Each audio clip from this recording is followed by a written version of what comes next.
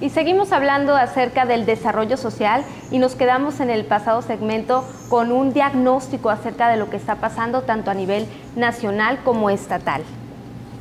Ahora queremos aprovechar y pedirle a Luis que nos explique esas diferencias, esa desagregación que ellos están haciendo sobre materia del ingreso. Claro, solamente si pasamos al anterior, por favor. En la anterior trazamos dos líneas arriba, de esas dos líneas. La que está con color azul es la pobreza rural del 2012, que es 38%.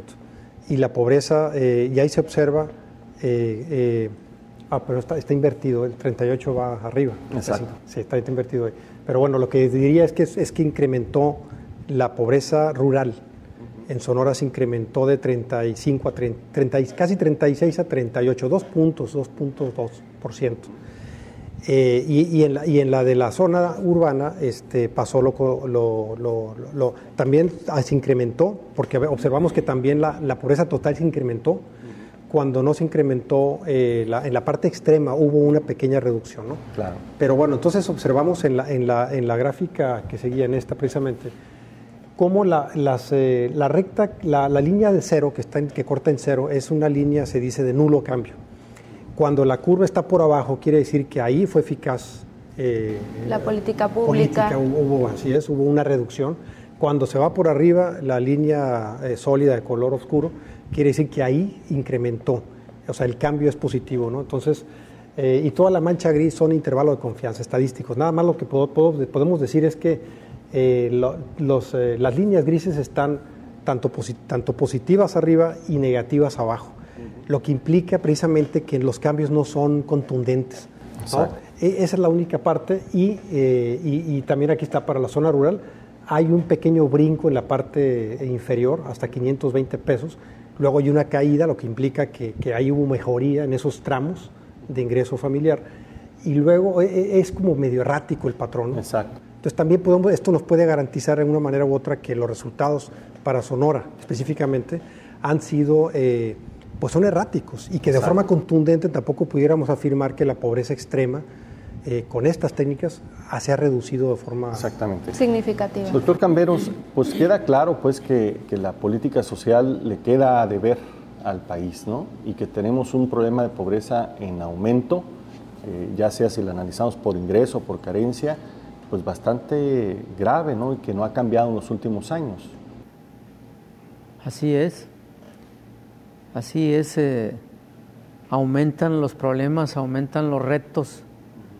Sin embargo, se pueden hacer muchas cosas, se pueden empezar por hacer un análisis más exhaustivo de estos diagnósticos oficiales y contrastarlos con los diagnósticos que los investigadores tenemos la obligación de hacer.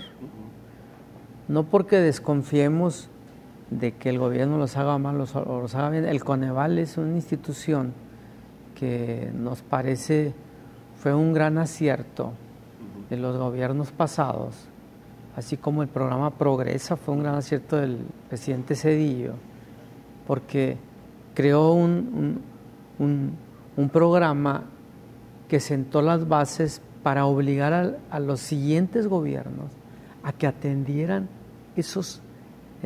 esas partes que un economista laureado, Amartya Sen, llamó las capacidades. El verdadero problema en el que se deben de centrar todos los programas es cómo aumentar las capacidades de los pobres. Exacto. Porque mientras no se aumenten las capacidades, es decir, que si las transferencias, que son los programas que más se ha comentado, por los que más se ha reconocido a México, no dan en un aumento de las capacidades de los pobres más rápido que lo de los ricos o clase media, entonces siempre se va a mantener esa diferencia, o la brecha se va a seguir abriendo como ha ocurrido. Entonces no es solamente apoyar a los pobres con transferencias, con asistencialismo, con asistencialismo, El asistencialismo tiene que ser, los niños no pueden trabajar, tienen que comer, los adultos mayores ya no pueden trabajar, tienen que comer, entonces para ellos es el asistencialismo. Eso no se puede quitar. Pero los niños, los jóvenes, los adultos en plenitud, se puede decir, o los maduros, para eso sí tiene que haber programas que aumenten sus capacidades y las oportunidades para aprovechar esas capacidades. Exacto. A eso tienen que ir los programas. No se debe de olvidar a esa parte. No centrarse, como bien decía aquí Luis, en la zona rural, que en la zona urbana. No. Tiene que hacerse, para que una política social sea más efectiva, un cruce de la población y sacar a los grupos vulnerables, aquellos grupos que por su condición social, por su edad, por sus discapacidades, no pueden atender las oportunidades. Están primero las niñas y los niños, ellos no pueden trabajar, tienen que ir a la escuela. Si no tienen para comer, pues, ¿cómo van a ir a la escuela? Claro. Entonces, necesariamente hay una política asistencialista para los niños, pero no para los padres. Exacto. ¿Verdad?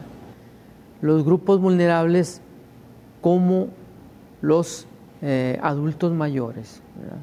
Tiene que haber también un programa que atienda, pero tener cuidado en que porque los adultos mayores son votantes y los niños no. Aquí estaba revisando un estudio que terminó el doctor Huesca hace un año en Canadá con Werder Krim, Luis, un investigador de allá de la Universidad de Laval, que las transferencias que se hacen a los adultos mayores son varias veces más grandes que las que se hacen a los niños. Entonces no puede ser eso. Con todo respeto para los adultos mayores. Hay un desbalance. Así es, pero los niños requieren también más apoyo. Los grupos indígenas están igual, los discapacitados no pueden aprovechar las oportunidades, hay que darles atención a esos grupos.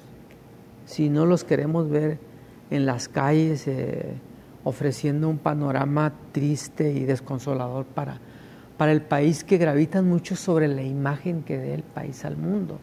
No se trata de ocultarlos por ocultarlos, al revés, y ahí estamos, ¿no? Hay que apoyarlos para que dejen esa condición. Entonces, esa es una política social transversal. Así es, tiene que considerar todos estos aspectos, no solamente invertir más, sino cómo invertir. Exacto. Y el otro problema, Luis, es que tenemos programas focalizados para la pobreza, pero no tenemos cómo salir de la pobreza. O sea, prácticamente el gobierno federal, ni el estatal, ni el municipal tienen programas para las clases medias, que es lo que deberíamos de promover, ¿no? El tema de prosperidad, cómo salir. Si vemos los presupuestos que se dedican para apoyos a los emprendedores, si vemos el tema de becas para estudiar en la universidad, pues el presupuesto se achata totalmente, ¿no? Entonces, como que no hay salida tampoco para esos pobres para mejorar su condición. Bueno, sí, efectivamente, haciendo un análisis de lo que sucedió en Sonora y una especie de balance, hay una Secretaría Estatal de Desarrollo Social, ¿no? La CEDESON, y aparte está la Secretaría de Desarrollo Social Federal, y hay programas convenidos que le llaman, ¿no? Entonces, ahí es muy interesante observar qué sucedió cuando alrededor de lo que le llaman la mezcla presupuestal de la Secretaría Estatal, con programas convenidos, pues como que no se supo aprovechar, pudiéramos decirlo ahí. Alrededor, se ha estimado alrededor de un poco más de 2.600 millones de pesos ejerció la CEDESON, con una mezcla más o menos de 70-30, más o menos, ¿no? Redondeando. ¿70 el gobierno federal? No, al revés. Ah, ¿sí? 70 el gobierno estatal y 30, de hecho poco menos de 30, 28.4% fueron recursos que llegaron a través del PET, del programa de empleo temporal, del programa 3x1, que son los programas federales que aplica CEDESOL en Sonora, y que también de alguna forma transfirió apoyos a la CEDESON. Esos recursos, claro, es la parte o la proporción que convinieron en acuerdo con Cedesón. Creemos ahí también que esa proporción pues no supo aprovecharse de la parte estatal y que sobre todo este programa Crecer, que se llamó el programa emblemático, ¿no?, de este gobierno que está por salir, pues de estos 2.600 millones de pesos redondos, alrededor del 58%, esto es 1.797 millones de pesos, se utilizó en gasto corriente, ¿no? Y el restante 42%, redondeándolo, fue para programas de gasto social, o sea, implementado a través de Crecer, ¿no? Y ya sabemos que aparte de ahí, de ese 42% se le raspa para operación. Y a nivel internacional anda en un 15%, más o menos. En ese caso no, bueno, el dato no lo tenemos, pero todavía ese 42% se vio erosionado por lo que haya costado operar los programas. Exacto. Entonces ahí creemos que hubo un problema ahí de cómo, lo que comentaba por ahí también el Remi, ¿no? Remigio Martínez, la parte de cómo embonar programas federales con programas estatales, como que se desaprovechó. En gasto corriente, como lo dice. Claro, primeramente en gasto corriente y bueno, la parte de la dispersión también, se observa como que una dispersión de los resultados.